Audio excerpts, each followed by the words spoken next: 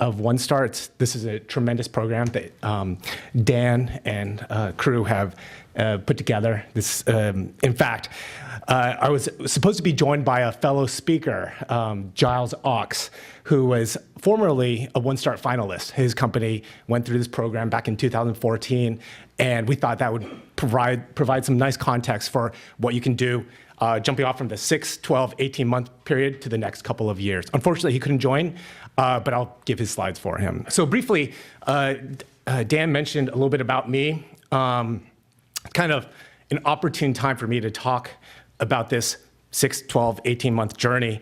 Currently, I fairly recently started a new company called Chimera Bioengineering, and Chimera is focused on, just a little brief background about that, is we're building control systems for CAR T-cell therapeutics, this new class of therapies designed to treat cancers.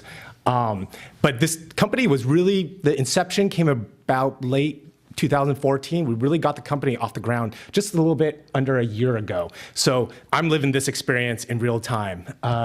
Previously, I had worked at companies like Caliper, building microfluidic tools. In grad school, I started a baseball prediction algorithm-based hedge fund. That was called BB Hedge. And then I did an advanced materials startup called Savio based on spinning some technology out of MIT. And so this is my latest venture. And each one of those have been very different. They've been filled with different challenges, joys and difficulties, and so hopefully I can shed some light on that. By the way, I'm hoping that this could be a dialogue, so feel free to hop in with Q&A at any point. I'm also a mentor and advisor to a variety of different biotech companies. StartX, which is the Stanford-affiliated accelerator that I've been a mentor with for 5 years, and I'm fortunate enough to be recruited or to be part of the OneStart community as a mentor as well too.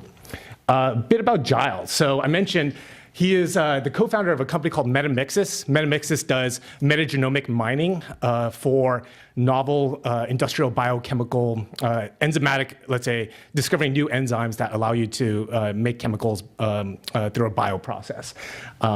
They were OneStart finalists in 2014, and that's where I first got to meet them. As part of your mentorship process, you'll meet with your one mentor that you revise your deck or your story with, and then at some point you will meet with another mentor. And that's where I got a chance to meet Giles and his buddy Cam. We've become really good friends. I now advise his company, and it's been interesting to see them mature from where they were at OneStart to going through various accelerators to where they are today, which is making a ton of progress since then. Giles requested that the one advice that he has to say about approaching OneStart is that you have this tremendous opportunity in front of you, this tremendous resource, not only of these great mentors, all the education you're getting here, but what he said that he would have liked to have done more of at OneStart back in 2014 is get to know each other, your fellow entrepreneurs that you sit here today with. Without living it, well, I guess I would say that I can echo that sentiment, that basically the entrepreneurs around you are the ones who will help you answer the toughest questions that you may not be able to get from investors, advisors, or mentors. But with that little introduction, what are we going to talk about today? Basically, you've got this idea. How do you take it from here to the quote-unquote next step? Well, they're all different. Every journey is individual, but there are a couple of things that we can talk about that will form common threads. For example, like how do you know you have a viable idea, or how do you put together the right team? Maybe there are some more tactical things that you need to think about. You're developing technology out of a university, and you have to license it. What does that look like? How do you raise financing, whether you go to venture, to strategic venture, or to angels? And how do you go about doing that? So this is how this is the kind of stuff that we hope to cover over the next 40 minutes or so. And we left Q&A at the end, but again, feel free to jump in with any questions. So, well, how do we get started? Well, it's pretty easy, right? And I like this next image because It's got this guy, he's got idea, plan, work, and he's circling success, and that's the only thing that he's looking at. Never mind all the other things that have to go on behind the scenes, market scoping, talking to customers, etc. It really is not that easy. And you have multiple risks ahead. You've got this great idea, you've got this great technology, and so perhaps you've addressed the tiny sliver of what we consider the tech risk that you need to face. But you've got financial risk, you've got team or executional risk, or the market risk, which is probably the biggest challenge. And you need to figure out how to mitigate risks across all four of those areas so that you have a fundable story. I put the team and market up top because when you go to talk to investors or as you execute to your business, those are the two things that will be considered most important when you have those conversations. So this is challenging. It's not easy, but there are some things that we can do, a little framework that we can lay out that allows you to start addressing these. So to me, these four bullet points will address hopefully all four of those risks in one way or another. So first things first is you need to come up with your idea and be able to communicate it. Really, why does your company exist, and why do you specifically, why are you specifically the person or team to execute to that? You got to build the best team, and what this involves are co-founders, mentors, advisors, potential employees, lawyers, and you have this grand network and ecosystem to leverage from. Finally, get your plan down, secure the technology, and raise financing, and then you just go do it. So it sounds a lot easier than it actually winds up being. So let's talk about the idea and how you communicate it. So really, your job, your central job, is to paint a vision of the future in which what you are planning to do impacts the world. And so what does that future look like if you accomplish what you want to do? It's not always easy. Sometimes we think about things within the lens of technology. Sometimes we think about within the lens of, oh, we'll make a ton of money. And what is the right communication that you want to provide to for which audience?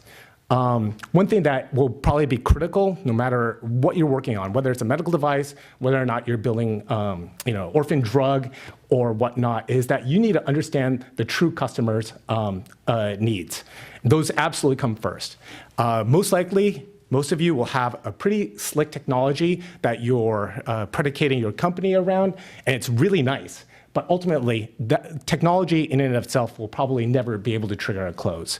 You need to be able to communicate the value, the differentiation, and the uniqueness of your technology, or how you plan to take this to the market. Another way of summarizing that, which I think is useful, is does your customer need to have this? Does he gotta have it? Or does she think that it's a nice to have?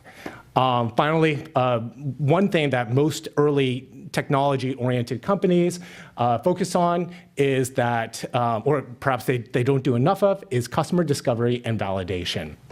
And that's a point that Giles of Metamixis wanted to bring up, is that you cannot overemphasize how important this process is. And some people claim that, to some people, this sounds like business development and it's about closing a deal or getting the sale. It's really not. It's about discovering and uncovering what your customer truly needs. So the focus on listening needs to be there. And ultimately, it's not I win, you lose. You got to focus on these win-win situations, especially as a small organization, perhaps dealing with very large, well-funded counterparties. A couple ways to think about how you want to communicate. Something that we've borrowed from the design community is this whole concept of asking multiple questions to abstract or focus in on what the true what it is that you're doing. So I used a quick example for what we do at Chimera. So, quite simply, as I told you previously, we build control systems for CAR T-cell therapeutics. And at this point, you ask yourself, why does anybody care about that? Well, our answer to that would be that CAR Ts are too toxic today. They elicit too much toxicity, despite the fact that they really do provide a lot of value to let's say, last-line cancer patients. So, well, why? Why are they too toxic? Well, it elicits a crazy immune response that attacks the tumor, great, but it also attacks healthy tissue. Well, why does it do that?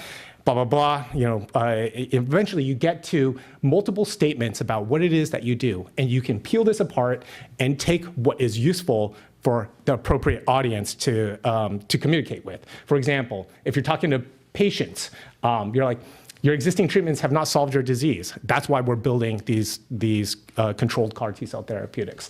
Or if you're talking to a technologist, well, you've short-circuited central tolerance to add potency. Well, how do you prevent that from generating autoimmune disease or a graft versus host? And so this is a framework with which you can figure out how to communicate to your different stakeholders.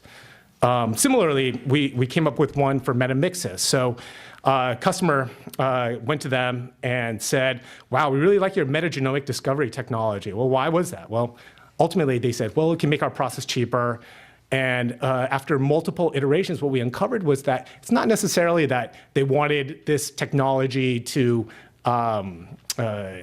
do something better, cheaper, faster. What they really wanted was to be able to circumvent their competitors' IP portfolio. And that's how you distill out what value you potentially bring to bear for your particular customer. Okay. Some people use this. Some of you may be familiar with the lean startup concept. Steve Blank, who's been promulgating this notion that you should really do customer discovery first, has adapted this originally from the software world into the life sciences. I know he's held a couple different workshops, I think here at UCSF and perhaps around the world. This is useful within some contexts. It helps you identify potentially your stakeholders, your true value propositions, downstream things that you have to think about, distribution, et cetera. Although it's just another example of what you might be able to use to kind of frame your communications to your stakeholders. Okay, so that's a little bit about communication. Let's talk about team. This is probably the most important thing in my mind. At this stage, people you really got to think about are co-founders, lawyers, and your broader ecosystem. So, the really most important thing about co-founders is you really got to enjoy working with them. I use this rubric that we borrowed from Gary Swart, who is the CEO of a company called Odesk. And he uses it as a framework to talk about recruiting when you want to bring in, start building your team, hire employees. And what they've seen at Odesk was that, we tend to, when we look at resumes or we think about people, we tend to look at these two lower corners of skills and experience. Wow, that person's got 20 years of, inventing novel, PCR technologies, or wow, this person has great skills at flow cytometry. These could all be very useful. Turns out that those teammates, when we focus on hiring for skills and experience, those are great and they're necessary, but they can, if that's all that's being focused on, it becomes problematic downstream because there's bad cultural fit, et cetera. What he argues is that you should focus on the central diamond, the diamond being the valuable portion. Fundamentally, what are they motivated by and who they are? And this, I think, becomes even more important when you're looking for your co-founders. From a personal experience, when I was starting Savaya, we had 3 co-founders. One guy had awesome data simulation technology and skills that we really needed kicking that company off. Just so happened that he had just gone through a divorce. He was looking for some stability. He was trying to finish up grad school. And eventually, it came to by the way, this is my best friend from graduate school. It came to a point where we started the company. We thought we're all aligned, we're motivated to do the same thing. Turned out that he wasn't motivated to the company. He had other things that were important to him, and rightly so. But his motivation wasn't aligned with the rest of us. So when we were on the verge of closing our first Series A financing, and he said, well, guys, I'm backing out, and almost brought the entire thing to a close. And that can be a very difficult situation. Thankfully, because we were friends first and foremost, we were able to figure that out. So motivation is really important. Is there a question, by the way? Or? No. The other important part is who they are. You'll find as you interact with investors, advisors, scientific advisory board members, is they really do care about how much they trust you. Your integrity, how you hold yourself accountable, how you hold other people accountable, really comes to bear. I've discovered that financing, for example, it's really hard to get to the first time when you work with somebody and you get financed by somebody. But usually, if you hold yourself with high integrity and you do things the right way, most likely people will continue to trust you. And raising financing from those same people the second time become easier. So focus on the diamond is the takeaway from this discussion on co-founders. One thing that's helpful is that if you play the what-if game with your co-founders, often that could be really useful. What if I got married and moved to another country? What if we had an exit opportunity on the table for $5, $50, $100, $200 million? What would happen? What will we do?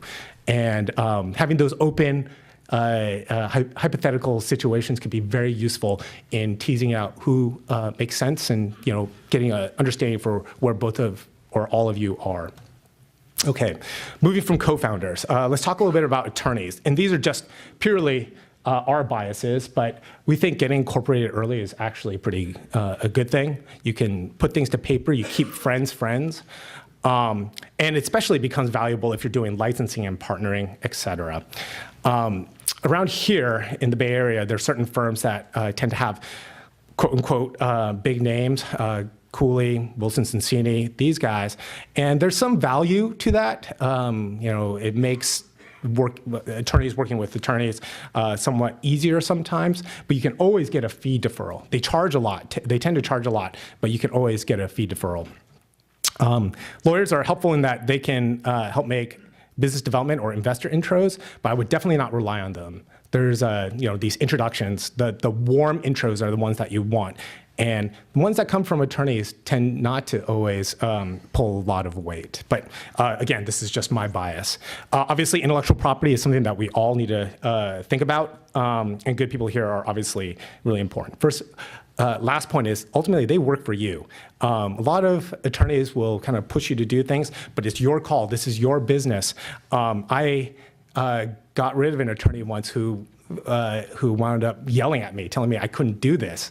And I don't see why you would ever do that as a service provider, because they rely on you and us, the entrepreneurs, to be able to build companies that they can derive value from as well. A little bit about mentors and advisors. I think this framework still holds, and so you'll see this diamond come up several times. The one thing is that mentors and advisors are really helpful, and you will be able to find a ton of really good ones through OneStart. The one thing is they're great, right? You're going to meet some really trustworthy, wonderful mentors and advisors through this process. The one key thing is you really got to avoid what we call the predators. And there's certain things that they'll say. For example, they'll say, let's find out if this is a fundable opportunity for $15,000, or bring me in as a equal co-founder, and I'll get you money. I'll show you how to hire a real CEO. All these statements where you have this amazing resource of people who do want to help you because they want to see you succeed. Here, and this is in stark contrast to many interactions that you can have with people who are trying to ride your coattails. So, and not only do those people ask for a ton of, let's say, compensation, but they usually bring very little value because they've kind of shown who they are and the community knows. Okay. These are some of Giles' thoughts from what he considers a serial mentee. Whatever, you may have amazing advisors, but they might not actually have useful, relevant information. They're biased as well too. They have their own experiences.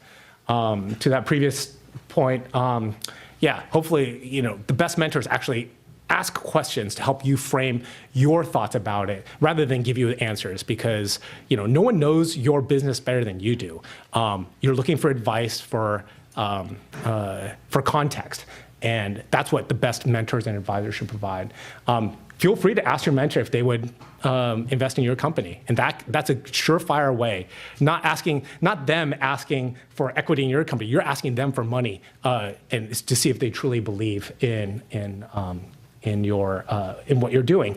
Finally, and be selective with the people that you are interacting with. You don't want to overcommit. You can, report or talking to 10 or 15 or 20 advisors sucks away your own bandwidth that you could use to create value by doing business development or technology development, et cetera.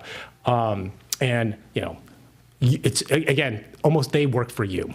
One of the great values of things like OneStart is that, and increasingly these incubators and accelerators that have been popping up, is that this gives you access to so much knowledge. I don't think this existed really 30 years ago. If you wanted to get a company off the ground, these incubators, accelerators, and competitions provide tremendous value. Of course, there are things that you should consider. For example, the cost, both in money, equity, and time. So certain accelerators require some money. Certain ones require equity, and all of them will require time. So prioritizing what you get out of it is really important. And I'll have a slide to kind of hit on the main points there. But they should all provide education. Some give you resources, both money and in-kind resources. For example, I think IndieBio gives you a ton of in-kind resources. But perhaps the most important things that you can leverage from these is first the community. So that's your fellow entrepreneurs. And the second point is the network. These are the people, the advisors, the mentors, the potential investors that you gain access to. But so these can be extremely useful as part of this ecosystem that has been created. Again, cannot reiterate, the community of fellow entrepreneurs is really some of the greatest things that you can derive from these ecosystems. So GILES, this company, MENTEE, has gone through now 4 accelerators. So StartX, first one was a Canadian accelerator. They're a Canadian company, or they were a Canadian company. StartX, 500 startups, and they're now finishing up at the Illumina Accelerator.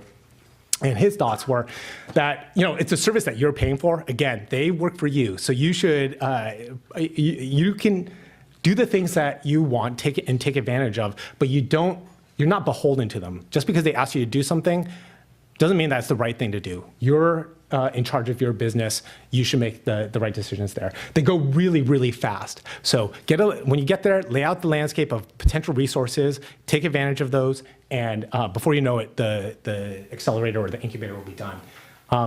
Again, batchmates or fellow entrepreneurs are the best asset there. MENTEE has been recently very successful at fundraising, and all of their best intros have come via warm intros from their fellow batchmates. Finally, if you think you're too early as a company, apply anyway. His comment here was that at StartX, it took them 3 rounds of applying before they finally got in. And by the time you actually get in, you might be well positioned to take advantage of those resources. Plan for execution. The one thing that I think everybody wants to know, investors, business development partners, et cetera, is that the valuable thing that you're doing, wherever this crown jewel is something that you yourself can be done, and that you uniquely can be done. And that's the whole point of actually planning for execution. In our space, typically what, perhaps to echo Matt's point is figure out what the killer experiment is, and what data do you need to prove to an investor or to a potential partner that risk has been pressed out and that you can proceed. So other way of thinking about that is the minimum viable product. Now, depending on what you're working on, you may need FDA approval. So if it's some device, you might need a prototype, or perhaps it's just data. You need to figure that out to yourself. And the way you do that is you go talk to key opinion leaders, investors, business development people, the entire ecosystem of people who might play in your space, and tease out, and you'll get different answers, and tease out what you believe is the most important value inflection point here. And what do you need to get to this killer experiment? Well, depending on what it is, ultimately, you may need lab space, you may need money. I heard the previous comment that for an SBIR grant, for example, you do need your own space. Perhaps you need people and certain skills. So the best way to do this is you just learn about discounted cash flows. The other side of that is to build a financial plan that says, well, if we are able to raise money based on our negative valuation, how will we plan on using that, and how long will that money allow us to get there? And then I would multiply it by at least 150%, if not 2x. So let's see. To talk briefly about securing rights and technology, especially out of a university, expect this to take a long time. There was an excellent article written in Nature Biotech by Dan and his crew discussing kind of the common pitfalls in licensing, optioning, et cetera, when you're pulling technology out of a university. And there's a reference here that you should be able to look up. But we'll talk a little bit about what you should look for in an option or license. And I personally, this is again personal biases, I don't always trust academic IP further than I can throw it. Usually a lot of the technology is irreproducible. And the claims could be written very poorly. Just because that's just sometimes what happens. So following your own IP and understanding your own freedom to operate would be very critical. I'm going to shill our attorney here. This is Andy Kumamoto. He's an excellent IP attorney who understands the needs of startups. So for those of you in the kind of local Bay Area, he works in medical devices, in pharma, et cetera. And what I like about him is he has litigation experience as well as prosecution experience. So he's fought over the claims as well as written the claims. He thinks about the impact of Supreme Court rulings, et cetera. So has this pretty broad legal framework with which to think about, so that when you have your new technology and you're drafting your claims, he thinks about, well, if this ever goes to trial and we're actually able to sue for damages, how do we claim these inventions so that you can actually derive damages from that? So again, he's attuned to startup needs. He understands that we're cash strapped and will do things like exchange equity instead of his fee, which I think is really nice, especially for the stage with which we're all at.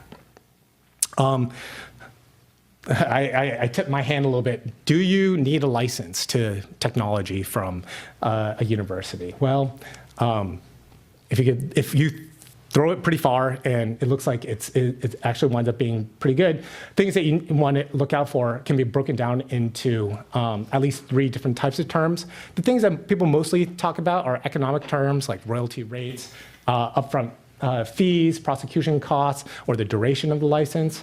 But a lot of the things that we perhaps overlook are the quote-unquote diligence terms.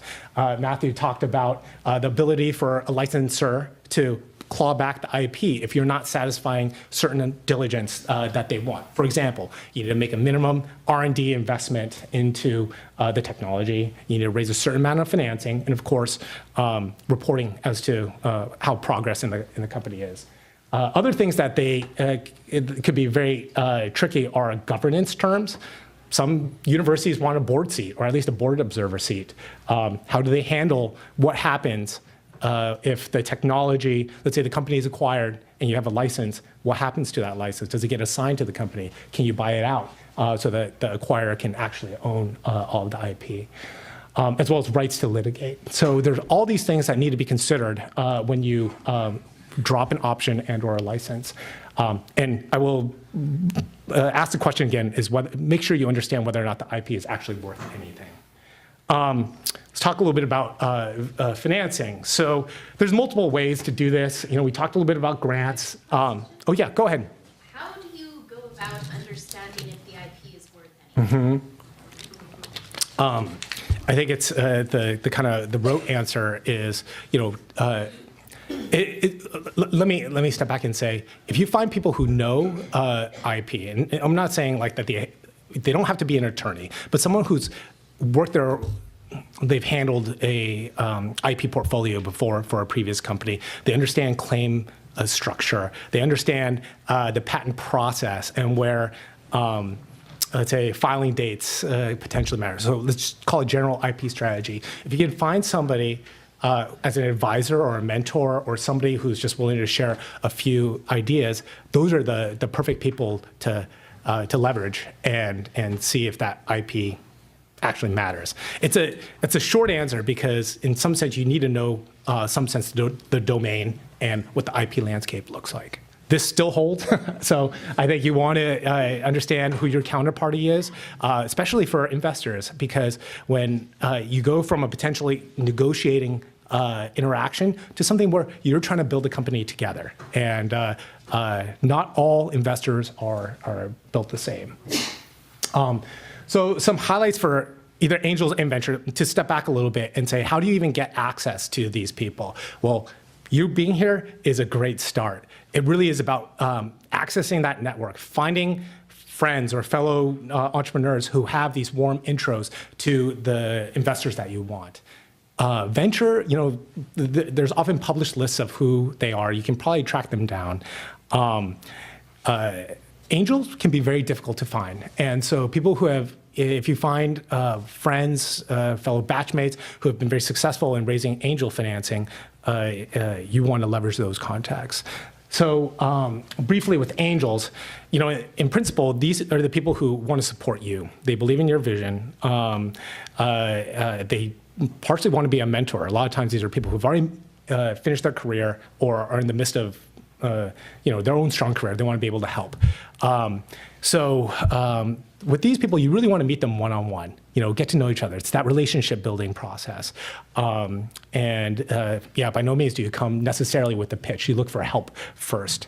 If you're going to pitch to an angel group, which can be difficult because there's a bit of herd mentality there, you want to find a respected champion, build a relationship with somebody who the rest of the angels respect and believe in, and that can go very well. Just to briefly chat about my experience is that before our current company, Chimera, I'd never raised angel financing before. It was all venture. And so it was a little bit different. And we were pretty successful at raising money from individuals as well as from groups.